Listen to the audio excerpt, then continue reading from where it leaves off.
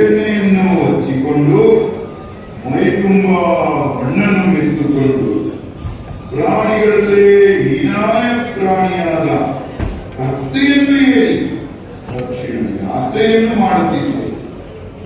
ಹಾಗಾದರೆ ಇದು ಯಾವುದರ ಸೂಚಕ? ನನ್ನ ಕಾವನ್ನು ನಾನೇ ತಂದುಕೊಂಡಂತಾಯಿದೆ. ಇಷ್ಟಕ್ಕೆಲ್ಲ ಎದುರುವನಲ್ಲ ಈ ಕಂಸ. ಅವರು ಬರಲಿ, ಅವನನ್ನು ಕೊಂದು